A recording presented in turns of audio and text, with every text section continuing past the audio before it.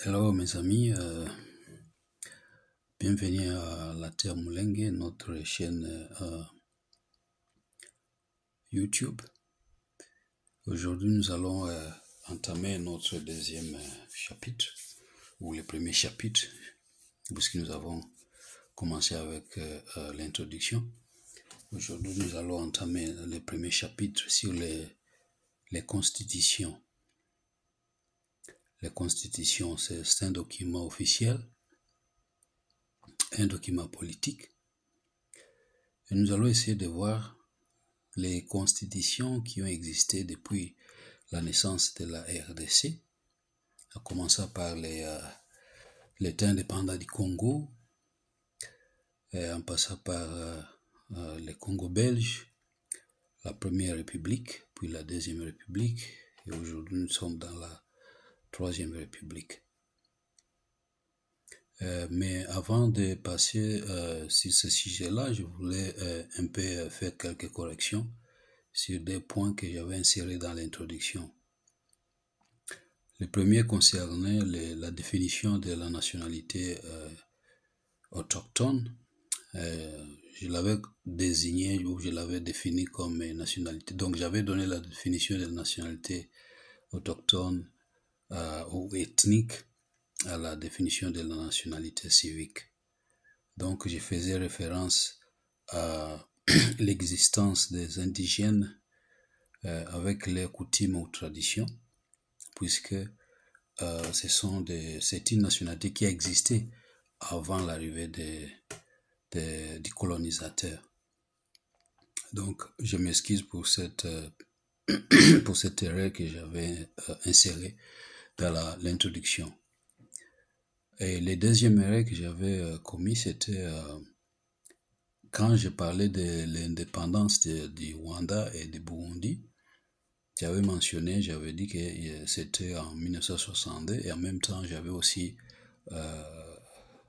passé en revue l'indépendance de la RDC. J'avais dit que c'était la même date. Non, c'est en 1960 pour la RDC. Mais quand j'avais parlé de 1962 pour les Rwandais et les Burundi, en même temps, je faisais référence aux populations indigènes. Puisque quand les Banyarwanda et les Barundi ont eu leur indépendance en 1962, les populations indigènes du Congo n'avaient pas changé de statut ou d'identité. Elles étaient restées comme elles étaient avant l'indépendance en 1960. Elles avaient les mêmes chefs coutumiers, quand bien même qu'elles étaient devenues une unité nationale congolaise. Mais leurs chefs coutumiers, leurs coutumes, leurs traditions n'avaient pas changé. Les Bavira n'étaient pas devenus des Kassaïens n'étaient pas devenus des Bashi. Toutes ces populations qui avaient constitué les nouveaux Congo étaient restées les mêmes. Jusqu'à ce jour, les populations du Congo sont toujours régies par des législations. La législation nationale, dont la tête est l'Assemblée nationale, et la législation coutumière. Ça existe encore. C'est à ça que je faisais référence quand j'avais mentionné 1962 dans l'introduction, et je voulais faire ces corrections-là avant qu'on continue. Donc, aujourd'hui, nous allons essayer encore de parcourir le chemin que nous avions commencé. C'est lui de réveiller les Congolais en général et de réveiller aussi les populations autochtones de l'Est en particulier. Nous avons longtemps dormi et il est temps qu'on se réveille pour essayer de revoir notre histoire. Comme je l'avais dit, je ne vais pas éduquer les Congolais sur leur histoire, mais je vais les rappeler. Parce que nous avons une histoire, et quand une personne, un peuple dort trop, il risque d'oublier son histoire. Et quand un peuple oublie son histoire, un autre va le prendre. ou va l'utiliser. Et c'est comme ça que les Banyarwanda, dont tout le monde, la communauté nationale, nous tous, nous savons que les Banyarwanda viennent du Rwanda, mais ils se réclament aujourd'hui autochtones de la RDC. Ça, c'est une question que nous voulons revoir et nous voulons qu'on enlève toutes les confusions possibles. Avant d'entrer en détail, je voulais quand même qu'on puisse quand même savoir comment est-ce que ça a commencé. Est-ce que les colonisateurs ont trouvé un peuple indigène sur le terrain, sur les territoires, ou dans les territoires qu'il a acquis, ou qu'il avait acquis? Et quand il avait trouvé ces indigènes, est-ce qu'il les a détruits? Est-ce que ces indigènes ont cessé d'exister? Et quand le colonisateur est devenu, nous a fait civiliser comme ils disent, les Congolais sont devenus, ou ces indigènes-là sont devenus des peuples civilisés, est-ce que le peuple indigène a cessé d'exister?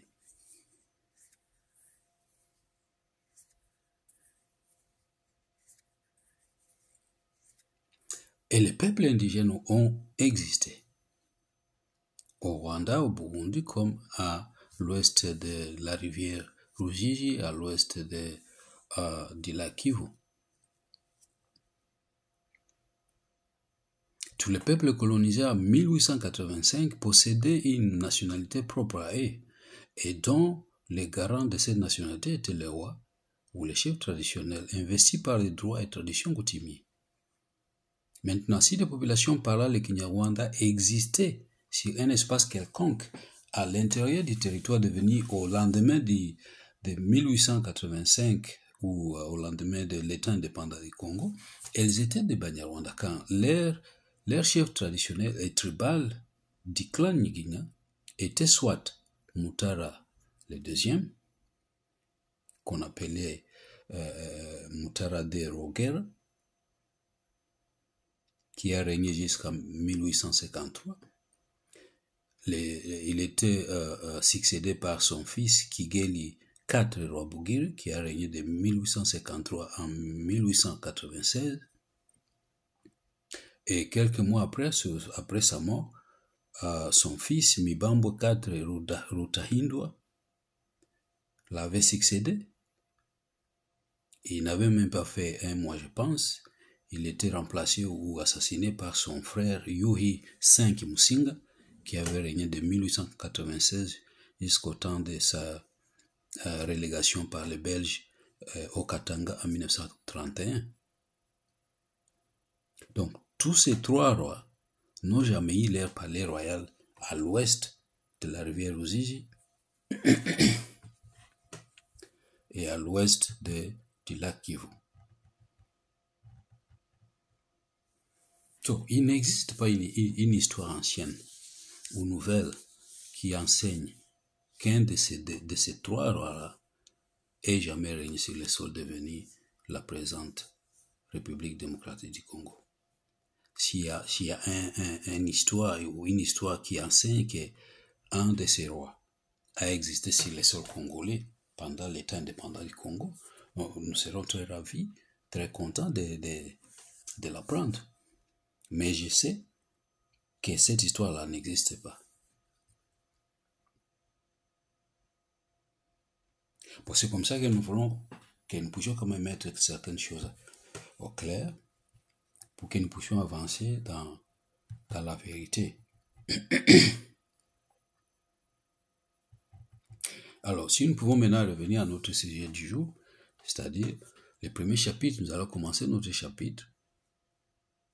premier chapitre sur les institutions qui ont été créées d'abord par les rois des Belges, Léopold II, et ensuite par les Belges et eux-mêmes à travers l'administration du Congo belge, et par la suite par les Congolais eux-mêmes, après l'indépendance, jusqu'à ces jours.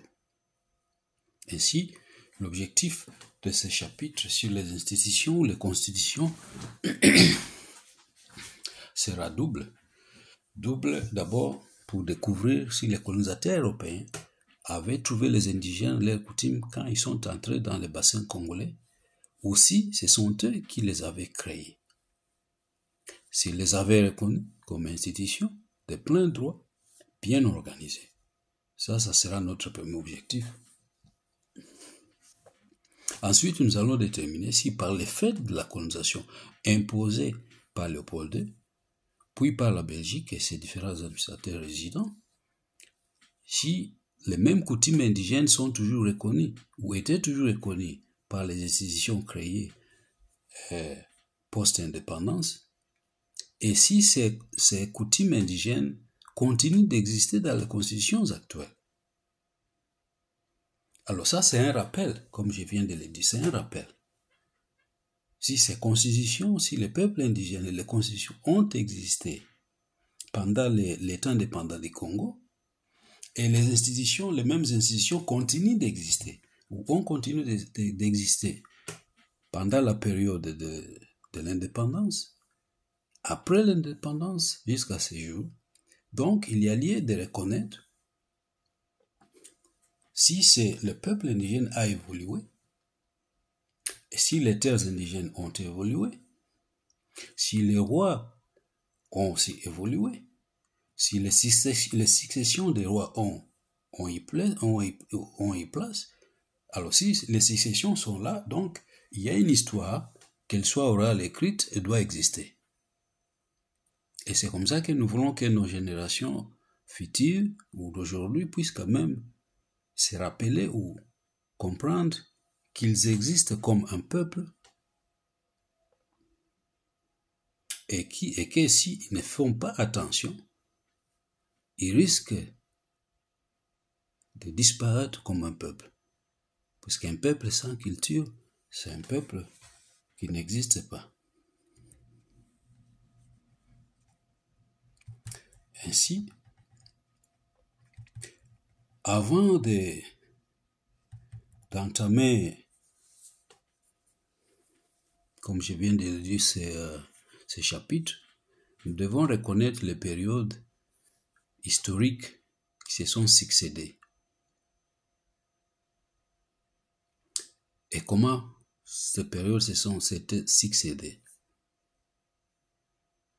Dans ces chapitres sur les constitutions, nous allons découvrir qu'il a existé au moins 5 périodes historiques depuis la naissance de l'État indépendant du Congo. Et ces 5 périodes seront par exemple la constitution de l'État indépendant du Congo lui-même, la constitution du Congo belge, qu'on appelle aussi la charte coloniale. Après la charte coloniale, avant l'indépendance, il y a eu un texte qui a régi ou qui a organisé les peuples maintenant devenus des Congolais ou des CG belges ou bien des Congolais des statuts belges ou des Belges des statuts congolais. Bon, il y avait toutes sortes de définitions qu'on nous donnait. Et ce texte s'appelait la loi fondamentale. Après la loi fondamentale, nous avons eu la constitution de Luabo, celui de 1964.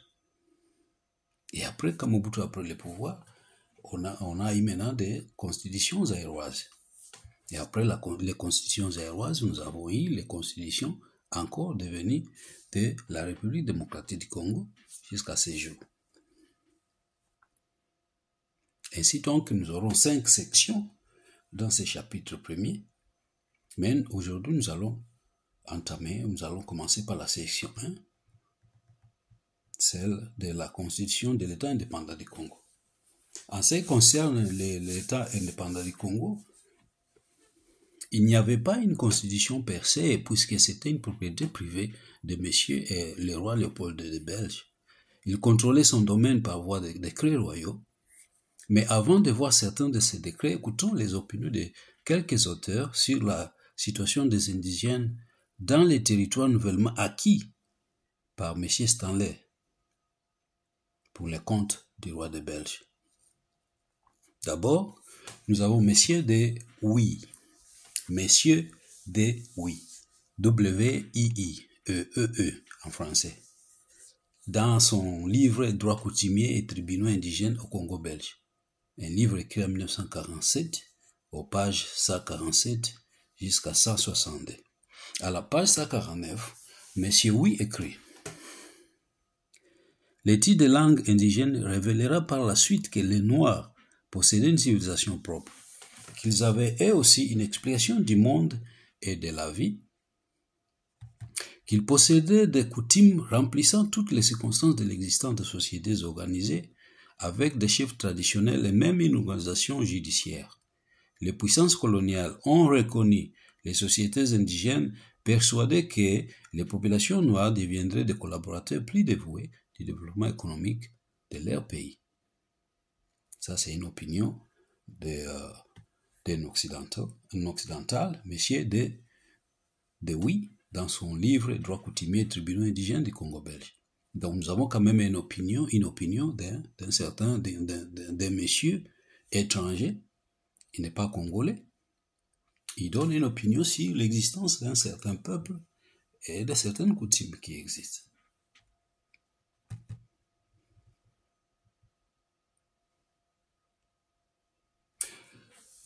Le deuxième auteur, monsieur de Saeg, un procureur d'État, écrit dans son livre aussi « Les coutumes des indigènes de l'État indépendant du Congo », conférence donnée à la section d'études juridiques le 10 mai 1894. Et je cite ceci à la page 5. Il n'y a pas de réunion d'hommes qui puisse subsister sans loi pour régler les droits et les devoirs de chacun, sans institution pour sanctionner ces lois par le châtiment de ceux qui les transgressent. Nous trouvons donc au Congo une organisation sociale, un droit coutumier bien précis, très rigoureux et très logique qui régit les relations civiles, un droit coutumier bien précis qui régit les relations civiles et politiques des indigènes. Fin de citation. Ça, c'était à la page 5. À la page 12, il écrit ceci. Et ça, c'est au sujet de la tribu. Il dit ceci, je cite: la tribu, caractérisée juridiquement par l'existence d'un pouvoir central, le gouvernement de la tribu, et par la scission des droits de statut réels et des droits politiques, les villages ont gardé l'air premier de ces droits. L'organisation intérieure est restée la même et les chefs de village en ont conservé l'administration. Les seconds, les droits politiques, c'est-à-dire l'administration des intérêts communs de la communauté, la perception des droits de passage sur les territoires de la tribu,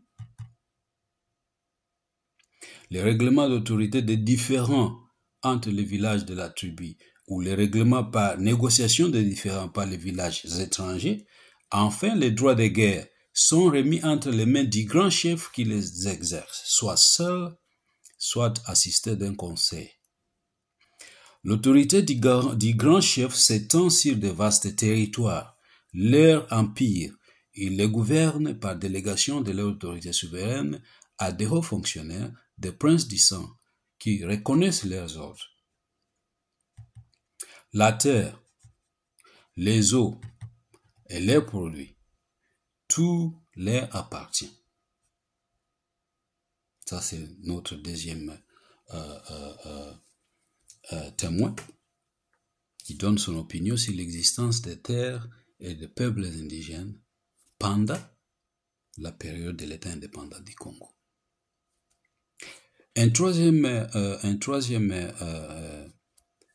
témoin, M. Arthur Conan Doyle, membre du Congo Reform Association, il a écrit en 1909 que, je cite, les peuples congolais existaient déjà dans leurs terres indépendantes devenues des terres congolaises. Je vais répéter ça. Ça, c'est une opinion de M. Arthur Conan Doyle. Il était membre du Congo Reform Association, l'association de la réforme congolaise, créée avant 1900.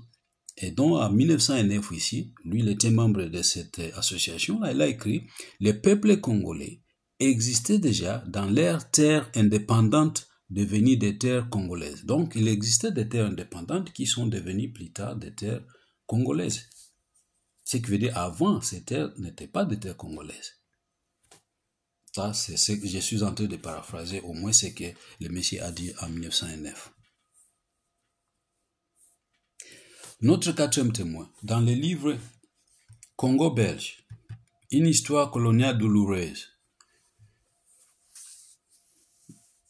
Monsieur, l'auteur de ce livre écrit au chapitre 2, il y a un paragraphe au chapitre 2, je cite, « Henri Morton aura fait signer à des centaines de chefs coutumiers illettrés des traités dans lesquels ils reconnaissent au roi Léopold II la pleine propriété de leurs terres et s'engagent à lui fournir le personnel nécessaire à l'exploitation et au transport de l'ivoire et du caoutchouc. » Notre cinquième témoin, M. R.P.A. Boelat, dans son livre « L'État indépendant du Congo et les terres indigènes ».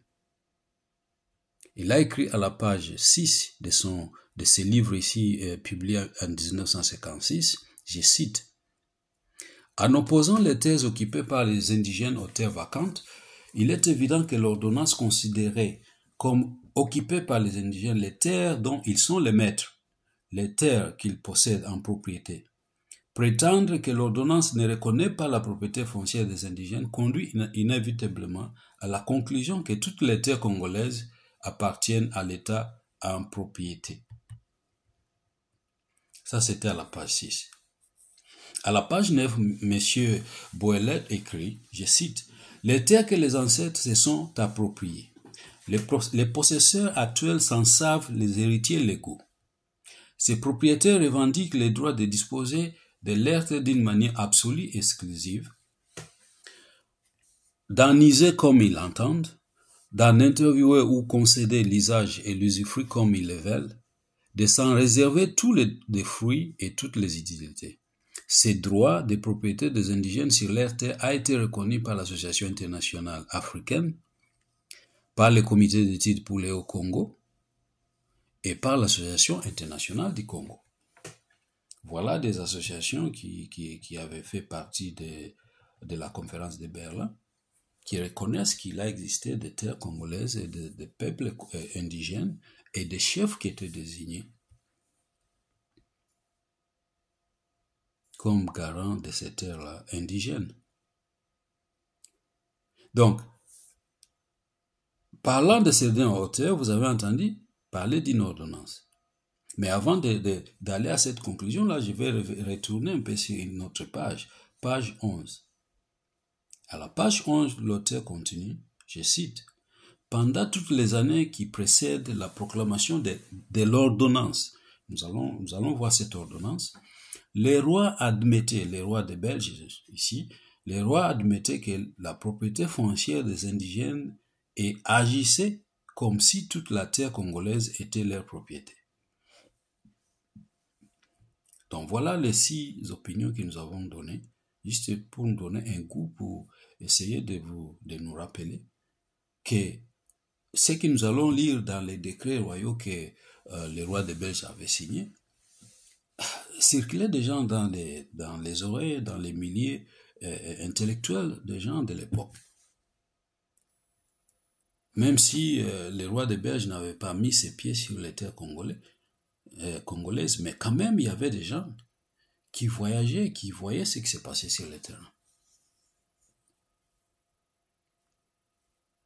Donc avant de parler de Banyarwanda et d'autres peuples indigènes qui existent sur le territoire congolais, nous devons comprendre qu'est-ce que les autres avaient dit. Nous devons reconnaître ça.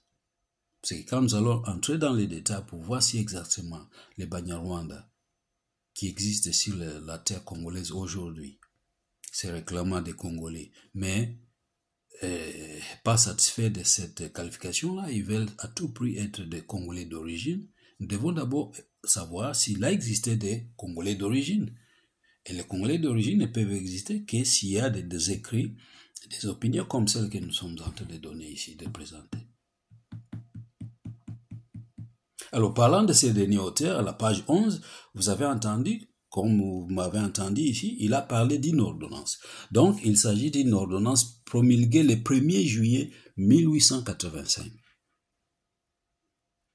Donc, dans cette ordonnance du 1er juillet 1985, l'auteur avait cité à la page 11 que pendant toutes les années qui précèdent la proclamation de l'ordonnance, donc avant 1885, les rois admettaient la propriété foncière des indigènes. Donc, les rois des Belges reconnaissait qu'il existait des terres indigènes. Et bien sûr, comment est-ce qu'il a eu connaissance de ces terres indigènes? Je pense que ça doit être par les truchements de M. Stanley et d'autres explorateurs.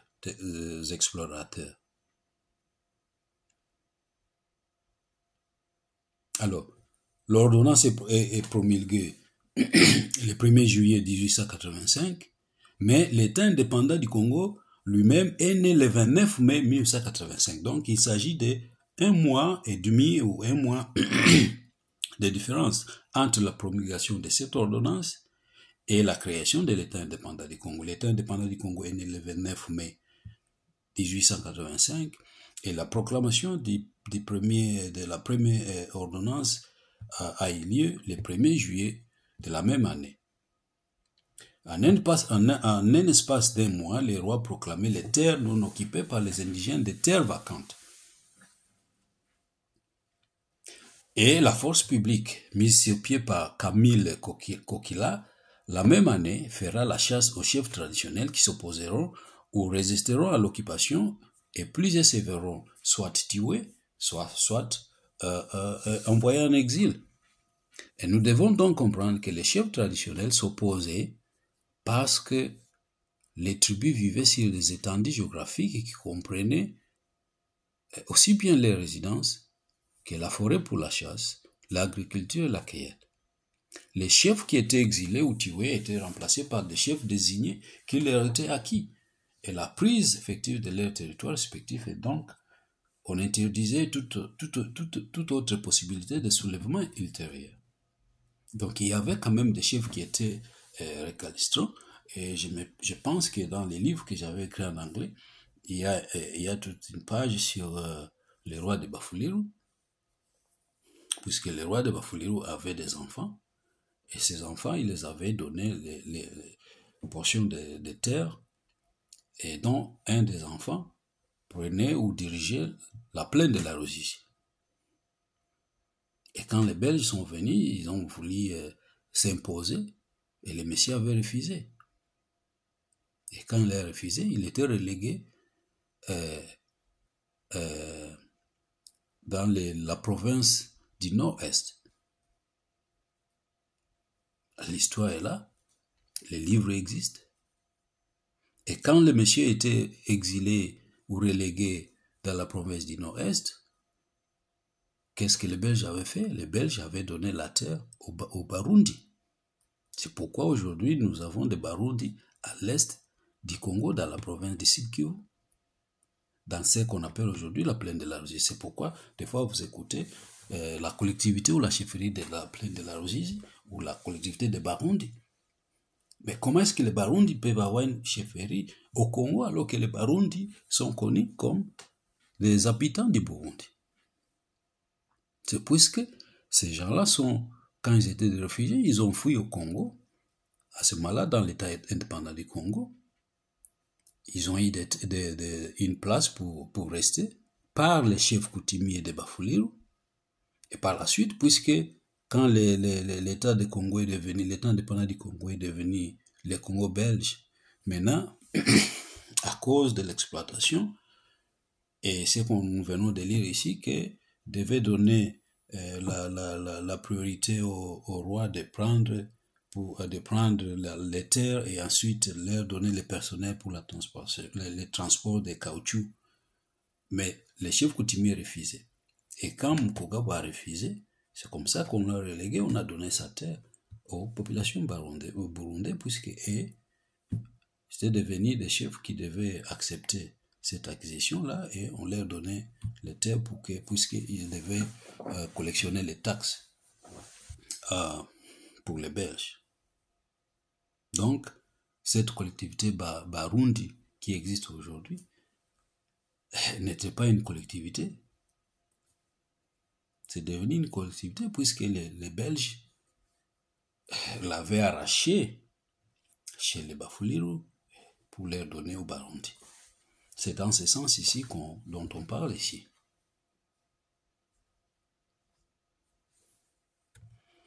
Alors, ayant ces opinions à l'esprit, voyons maintenant quelques articles de décret constituant la constitution de l'État indépendant du Congo.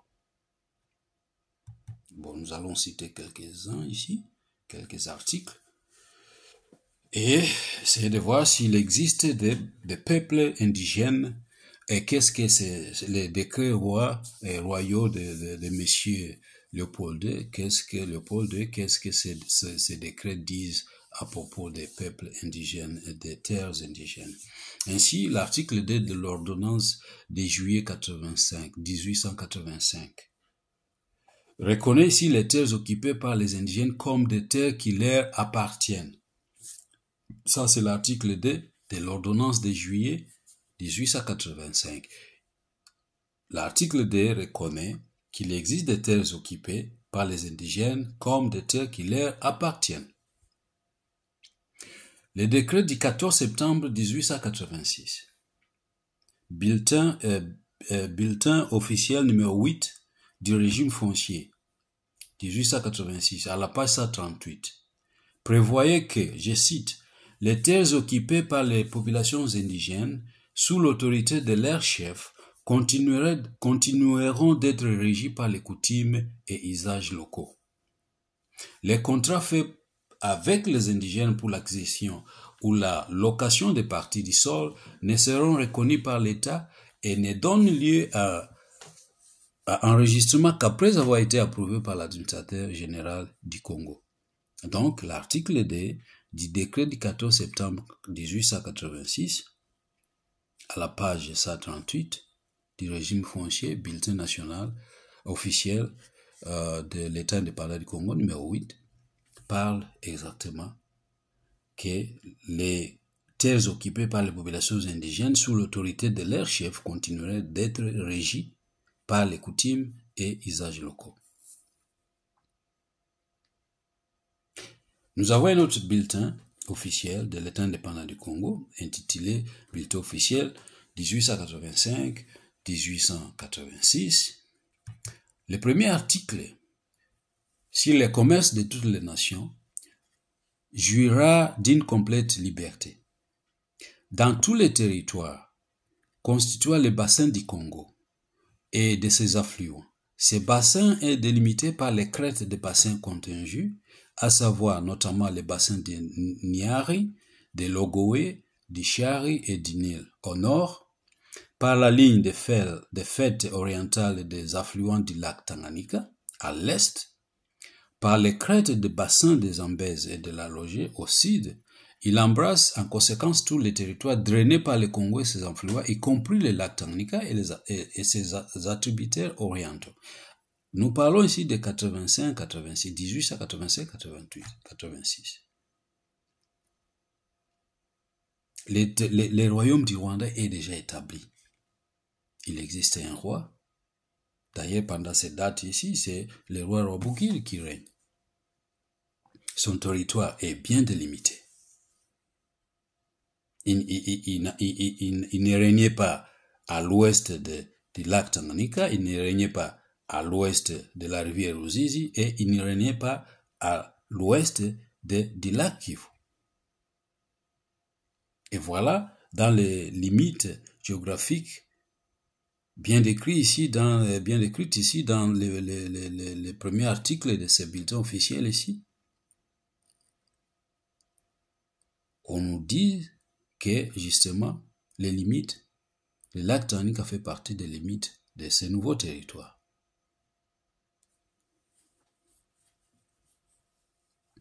Quand on regarde aussi les premiers articles du régime foncier, département des finances, proclamé par l'administrateur général au Congo, à la page 30-31, il écrit, je cite, « À partir de la publication de la présente proclamation, aucun contrat ni convention passé avec des indigènes pour l'occupation à un titre quelconque des parties du sol ne sera reconnu par le gouvernement.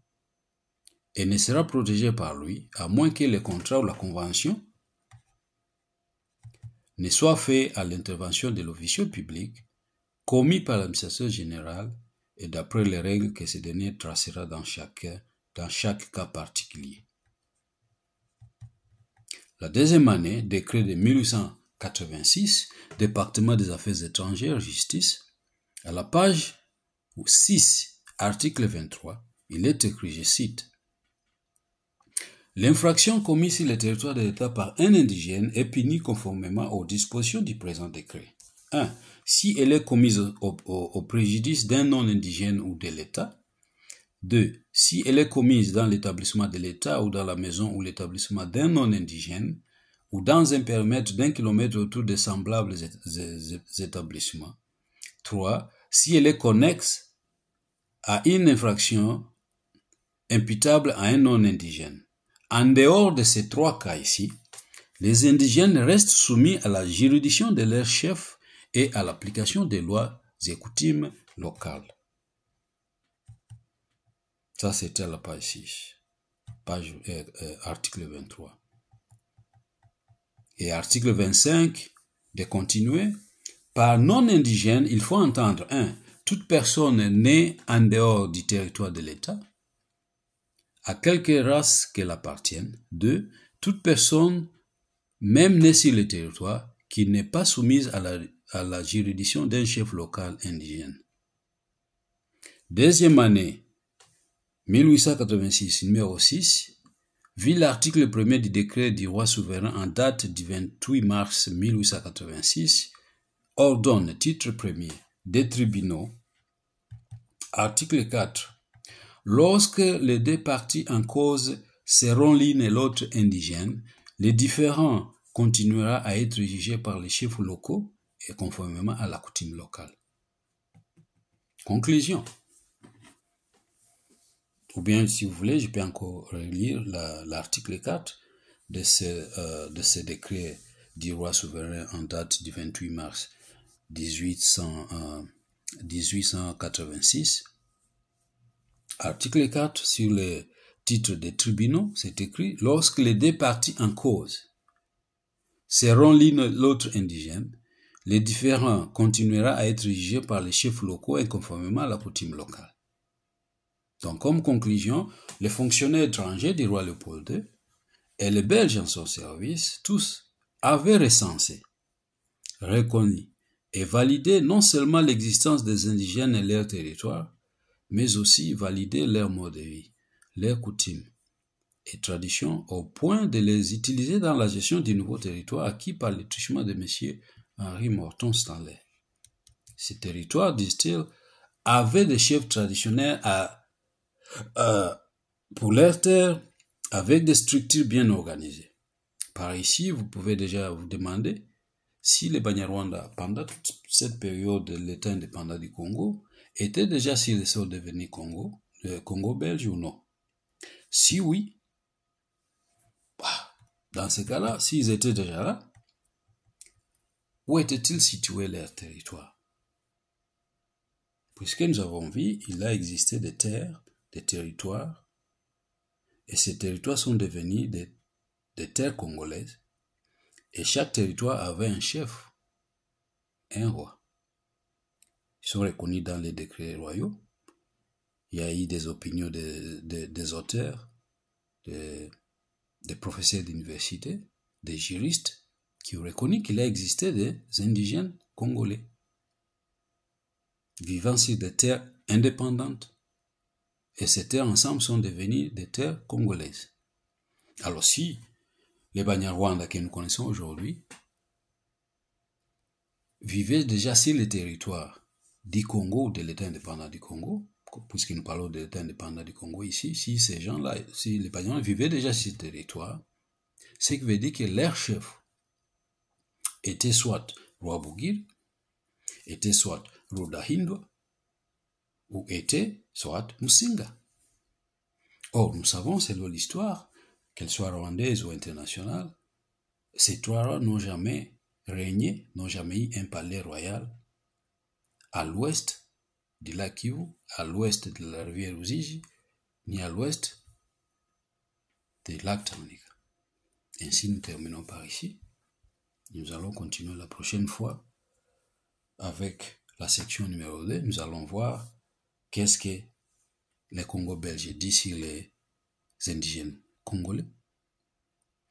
Qu'est-ce que la charte coloniale dit sur les indigènes congolais? Est-ce que la charte reprend l'existence? Est-ce que la charte reprend les coutumes congolaises? Est-ce que la charte reconnaît et utilise même les coutumes congolaises?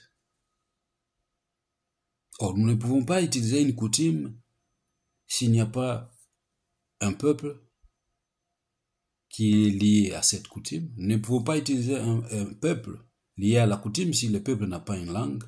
Et nous ne pouvons pas utiliser un peuple qui a une langue si ce peuple n'a pas un roi ou un garant ou un responsable politique.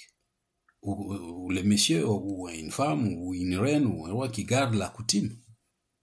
Si ces trois éléments ne sont pas ensemble, donc ce peuple-là n'existe pas. Et ces trois éléments sont maintenant développés autour d'un espace bien géographique bien déterminé. Et les Banyarwanda doivent essayer de nous prouver, d'éprouver qu'il a existé ces terres-là, qui ont une langue, ils parlaient une langue. Dans l'État indépendant du Congo, il y avait une langue qui, et eux, comme Banyarwanda parlaient, et ils avaient un chef, et ce chef-là avait fait partie de l'organisation commerciale avec M. Stanley pour vendre leurs terres à M. Léopold.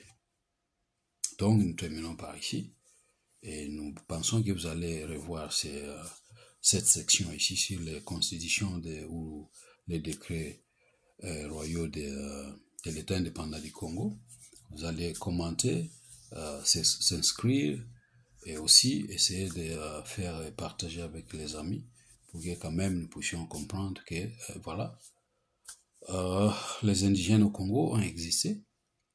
Mais nous voulons découvrir si les indigènes Banyarwanda. C'est ça notre objectif.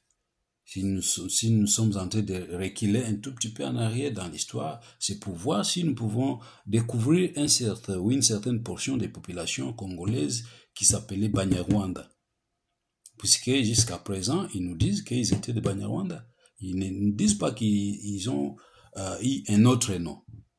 Alors, si pendant l'État du Congo, l'État indépendant du Congo, ils étaient des Banyarwanda, voilà, nous devons chercher. Si eux ne peuvent pas prouver, nous donner une preuve, nous-mêmes nous pouvons chercher pour voir s'il y a existé des populations appelées Banyarwanda dans l'État indépendant du Congo, établies sur une terre bien délimitée, géographique, avec un roi, une langue, un territoire de traditions et de coutumes. Puisque déjà l'État indépendant du Congo montre qu'il était délimité à l'est par le lac Tanganyika, la rivière Ruzizi et le lac Kivu. Mais jusque-là, nous avons déjà vu qu'ils n'ont pas existé. Alors, nous allons aussi regarder dans la charte coloniale, puis après, nous allons monter dans la loi fondamentale, puisque la loi fondamentale aussi parle de Banyarwanda. Et nous allons aussi remonter vers la première constitution officielle du Congo indépendant, puis nous allons passer chez Mobutu, et après nous allons revenir chez Kabila. Alors, merci beaucoup, et à la prochaine.